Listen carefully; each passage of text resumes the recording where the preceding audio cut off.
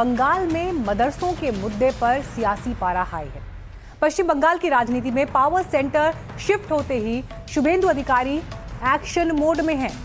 लगातार बड़े फैसले लिए जा रहे हैं और अब शुभेंदु सरकार ने बंगाल के मदरसों का सर्वे कराने का आदेश दे दिया है। सवाल है कि आखिर मदरसों का सर्वे कराने की जरूरत क्यों पड़ी? इस आदेश से शुभेंदु अधिकारी क्या संदेश देना चाहते हैं?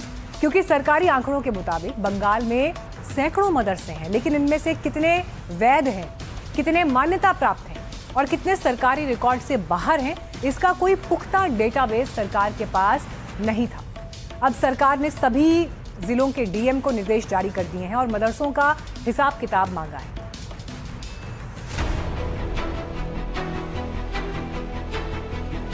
मौसम बदल रहा है ना, मौसम बदल रहा है ना। आने वाला दिन में और भी अच्छा होगा।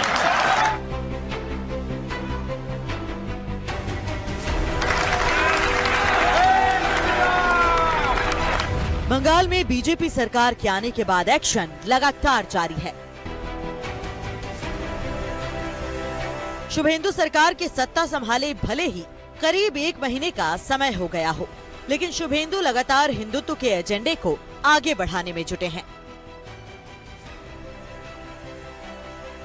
पहले ही गो हत्या पर सख्त कार्रवाई, सड़क पर नमाज नहीं पढ़ने देने और फिर मदरसों और स्कूलों में वंदे मातरम के बाद अब शुभेंदु सरकार के एक और फैसले ने बंगाल का सियासी पारा हाई कर दिया है। शुभेंदु सरकार ने कह दिया है कि बंगाल में सभी मदरसों का सर्वे किया जाएगा। आदेश बहुत साफ है। सरकार की ओर से 5 जून को जारी नोटिफिकेशन में कहा गया कि मदरसों के सर्वे के दौरान उनकी कार्यप्रणाली, उनका इंफ्रास्ट्रक्चर और कानूनी वैधता की जांच की जाएगी। सर्वे से जांचने की तैयारी है कि सभी मदरसों में नियमों का पालन हो रहा है या नहीं, सभी के पास पर्याप्त कागजात हैं या नहीं। रिपोर्ट में इस बात का भी जिक्र होगा कि संबंधित मदरसा आवासीय है या नहीं, उसे फंड दिया जाता है या नहीं, साथ ही वहाँ क्या कोर्स पढ़ाया जाता है। आदेश दिया गया है कि मदरसों के निर्माण, उनके रजिस्ट्रेशन की पूरी जानकारी, वैध कागजात की जांच, छात्रों की संख्या, वहां पढ़ाने वाले मौलवियों की संख्या और दूसरे कर्मचारियों के आंकड़े भी मुहैया कराए जाएंगे। वैसे तो बीजेपी अक्सर टीएमसी पर तुष्टीकरण के आरोप लगाती रही है। सत्ता संभालते ही सीएम शुभेंदु कह चुके हैं कि सेक्युलरिज्म का दीमक बंगाल के विकास को चाट गया और अब इसी कड़ी में पश्चिम बंगाल में मंत्री अग्निमित्रा पॉल इस फैसले के लिए पीछे की वजह बता रही हैं। Last 34 years, we had seen that how Rohingyas and illegal infiltrators were encouraged and brought into West Bengal. We have seen terrorists like Shad Ali, who used to stay in a illegal madrasa, took refuge in a illegal madrasa, was a terrorist, and 3 times he had given vote. We saw his voter card. So we don't want, Bengal to be a safe haven for these terrorists. BJP लंबे समय से मदरसों को लेकर ममता सरकार को घेरती रही है। मदरसों में देश विरोधी गतिविधियां होने का आरोप लगाती रही है।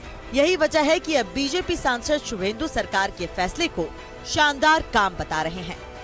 सबका सामने आया जो मदरसा में बहुत सारे देश विरोधी काम हो रहा है। कुछ मदरसा तो ठीक है, सरकार का अनुदान पे मदरसा चल रहा है और उसी मदरसा में देश का विरोधी काम होगा, ये तो सहन करना कठिन है।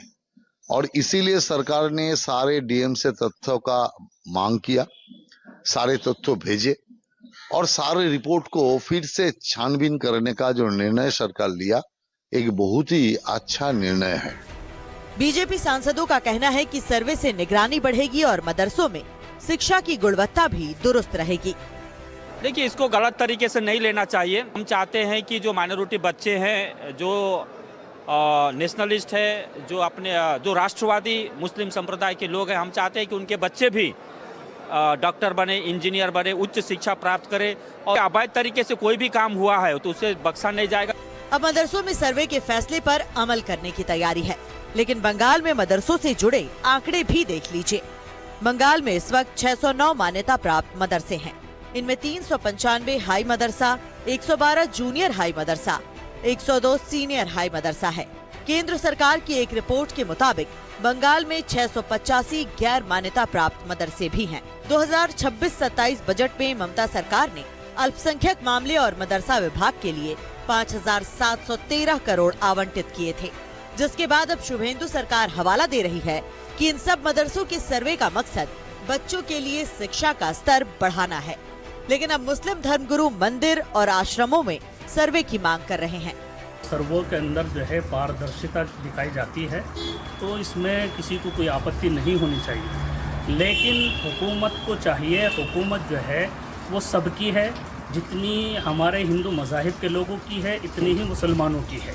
तो उनको बिला भेदभाव जिस तरीके से मदारिस के सर्वे किए जा रहे हैं, जो है आश्रमों के भी सर्वे होने चाहिए, मंदिरों के भी सर्वे होने चाहिए, उसको भी पारदर्शिता रखनी चाहिए।